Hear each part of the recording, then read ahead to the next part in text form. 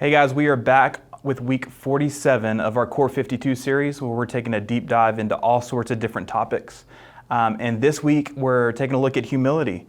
And so we got together and thought, you know what, who is the most humble person on our staff? And unanimously, it was Emily Fisher.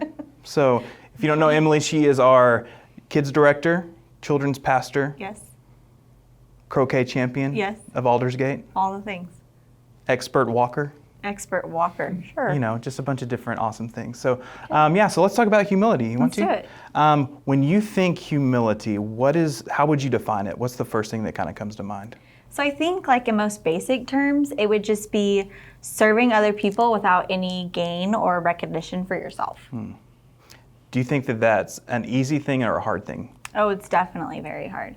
I think our natural tendency is to do something to bring glory or honor to ourselves. And that's like the exact opposite of being humble. To be humble is to bring glory and honor to something else or someone else, especially to Jesus, you know. Yeah, and he's kind of he is the example of humility. Yeah. When you think about it, him coming down, being born in a manger, living a lowly life, when the whole time he was a king.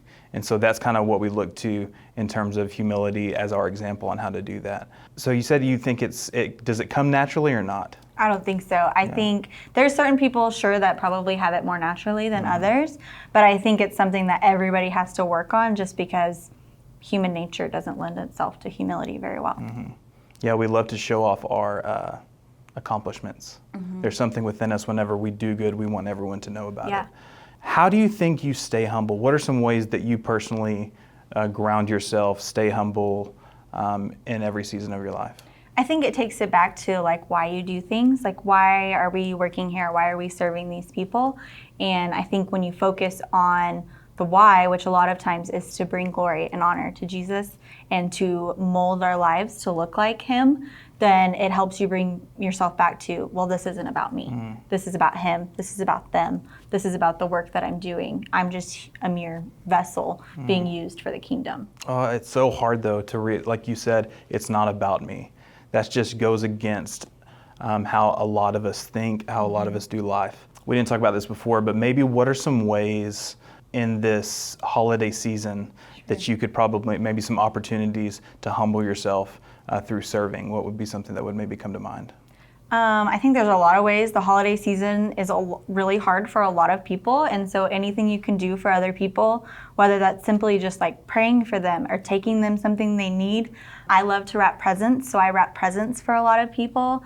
And then also just serving, find a place to serve. Ask your church, I know they need help. Go find an organization that picks up during the holiday season, just different things like that. There's opportunities everywhere. Yeah, buy someone some new shoes. Sure, if you want to serve Nathan. You know, it's not about me, but if you do, size 11 and a half. So humility, man, just thinking about it. I think it was C.S. Lewis that came up with this quote. He said, you can either humble yourself or you can be humbled. Those are the only two options.